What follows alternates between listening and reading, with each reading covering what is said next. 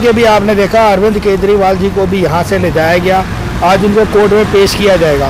Court के बीच में आज दो याचिकाएं लगी हैं, एक तो केजरीवाल जी की जमानत के ऊपर बात होगी और दूसरा जो है कि केजरीवाल जी का जो एक याचिका लगाई गई थी हाईकोर्ट में कि वो जेल में से सरकार चलाएंगे, जेल से बाहर आकर सरकार चलाएंगे। आज हमारे साथ ये पार्टी के प्रवक्ता है, हम उनसे बात करेंगे और उनसे जानेंगे कि जो ये कार्रवाई की जा रही है आज क्या होने वाला है। सर, जैसे कि आज अरविंद केजरीवाल जी को भी कोर्ट के बीच में पेश किया जा रहा है और दो याचिकाएं यहाँ पर लगी हुई हैं, एक तो जो कि वो दिल्ली से सरकार चलाएंगे या नहीं चलाएंगे, दूसरा उनकी जमानत के लिए कि उनको देखना है कि ईडी जो है उनकी हिरासत, उनकी कोर्ट जो है ईडी में उनकी हिरासत बढ़ाता है या उनको जो है जमानत मिलती है। तो सर आपका क्या कहना है इस पर? देखिए, पहली याचिका तो जो एक तरीके से जिस नियत के साथ भारतीय जनता पार्टी के कहने पर सुप्रीम कोर्ट के अंदर पड़ी थी, हाई कोर्ट के अंदर पड़ी थी, वो खारिज हो चुकी है।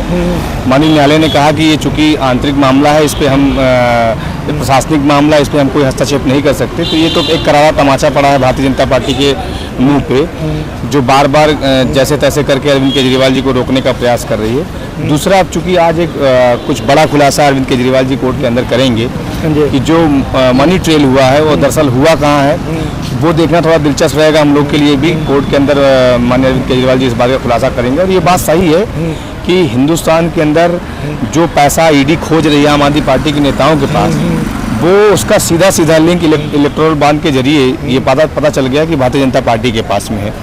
60 करोड़ रुपए डोनेट करने वाला जो पी चंद्र रेड्डी है, जिसको भारतीय जनता पार्टी के इशारे पर ईडी ने बेल में अपोज भी नहीं किया, ये कहते हैं कि उसकी पीठ में दर्द है और उसको जो है जमानत मिल जाती है कोर्ट से।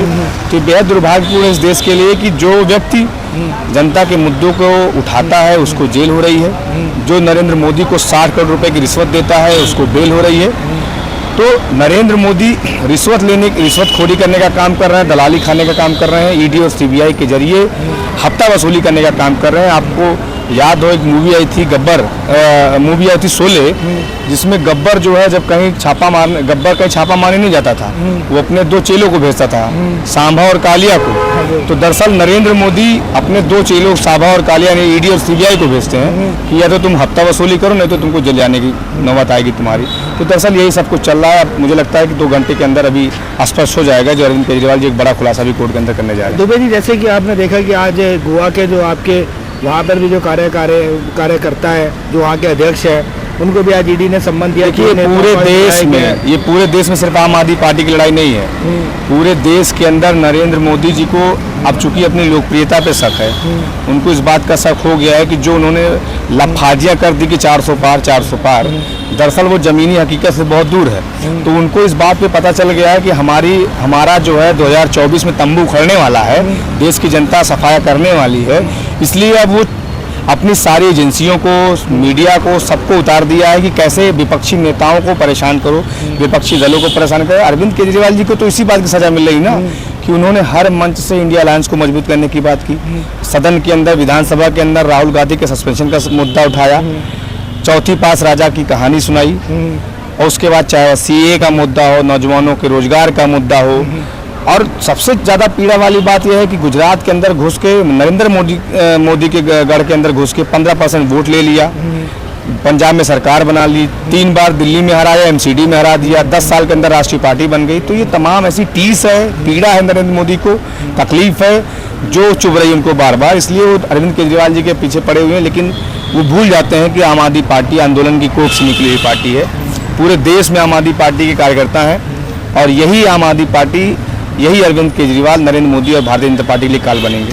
सर, जैसे कि अभी एक और जुमला छोड़ा गया, एक क्वेश्चन और आपसे कि जैसे कि अभी एक और जुमला छोड़ा गया, जैसे पिछली बार 15 लाख का छोड़ा गया था, इस बार बंगाल के बीच में हमारे जो प्रधानमंत्री है उन्होंने 3 लाख का एक जुमला छोड़ दिया कि भाई अगर ईडी और सीबीआई ने जितना भी पैसा जो भ्रष्टाचार में जो इकट्ठा किया है, मैं एक ऐसा कानून बनाऊंगा और उसको जो है गरीब जनता के बीच में बांट दिया जाएगा। तो सर, क्या ये बहुत बड़ा चुनावी जुमला है? नहीं, देखिए, भारतीय जनता पार्टी के जो एक तरीके से आप कह लीजिए प्रबंधक है नरेंद्र मोदी, जो जुमला मास्टर है, 3 दिन पहले उन्होंने भोपाल की एक रैली में कहा कि कोई भ्रष्टाचारी मेरे बगल खड़ा हो जाए तो मेरी ताप से भस्म हो जाता है। उसी 3 दिन के बाद जो है 70,000 करोड़ के आरोपी अजीत पवार को दोनों बाहें फैला के शामिल कर लिया। छगन भुजबल जिसका केस 2016 से चल रहा था, ईडी जब वो भाजपा में शामिल हुआ तो ईडी कहती है हमारे पास से फाइल गुम हो गई। मुकुल राय की बात कर लीजिए, हेमंत विश्व शर्मा, आज तो अफसोस भाजपाइयों पे है जो बेचारे दरी बिछाते हैं। हेमंत विश्व शर्मा का जो वाटर घोटाले का बुकलेट भाजपा के कार्यकर्ताओं ने गली गली बांटा, और जब वो कांग्रेस में था, लेकिन जैसे वो भाजपा में शामिल हुआ उसका घोटाला भी गायब हो गया और वो मुख्यमंत्री बना दिया गया आसाम का। जो आसाम के बेचारे भाजपा के कार्यकर्ता थे वो आज भी दरी बिछा रहे हैं। तो ये दरअसल ये सब कुछ हो रहा है कि आप कितने भी भ्रष्टाचारी हो, आप कितने भी बलात्कारी हो, डकैत हो, चोर हो, उचक्के हो, शराब माफिया हो, आप अगर भारतीय जनता पार्टी को जो है देते रहोगे तो फिर कोई दिक्कत नहीं, हिंदुस्तान में आप कुछ भी करो। और उसके एक नहीं कई सारे उदाहरण भी आपके सामने हैं। तो भारतीय जनता पार्टी 2014 से जो जुमला बोल रही लगातार हिंदुस्तान के अंदर, 10 साल बीत गए, जनता के सामने सब कुछ है, महंगाई किस स्तर पे है। अभी कल ILO की रिपोर्ट आई है, हिंदुस्तान के अंदर 85% युवा बेरोजगार इस समय। तो ये तमाम ऐसी जो ग्राउंड हकीकत है, इसको तो मुझे लगता है देश की जनता समझ रही है। और इनको 2024 में सर 31 तारीख की क्या तैयारी है?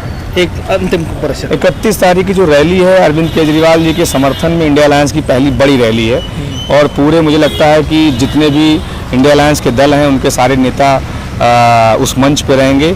और एक बड़ी विशाल रैली जिस अरविंद केजरीवाल जी की उत्पत्ति रामलीला के मैदान से हुई थी, उसी रामलीला मैदान से होने जा रही है। और जरूर ये जो हुंकार रामलीला के मैदान से 31 मार्च को भरा जाएगा वो देश के कोने कोने में जाएगा, और 31 मार्च को नरेंद्र मोदी को पूरा एहसास हो जाएगा कि अब उनकी सत्ता जाने वाली है। अभी हमें दुबे जी ने बताया है कि आज दिल्ली के मुख्यमंत्री जिनको कि गिरफ्तार कर लिया गया है ईडी के द्वारा, ईडी की हिरासत में है, आज वो कोर्ट के बीच में एक बड़ा खुलासा करेंगे, जिसके वजह मालूम चलेगा कि जो शराब घोटाले के भी पैसा लिया गया वो किसके पास गया। आज इसी को लेकर वहाँ कोर्ट के बीच में एक बड़ी चर्चा होने वाली है। उन्होंने बताया कि 31 तारीख को जो एक बहुत बड़ी एक विशाल रैली होगी, जो कि एक गठबंधन के द्वारा यहाँ पर आयोजित की जा रही है, जो कि केजरीवाल जी के समर्थन में है। उसके बीच में सारे जितने भी विपक्ष के बड़े नेता वो वहाँ पर उपस्थित रहेंगे। अपने सहयोगी कैमरामैन विमल चौहान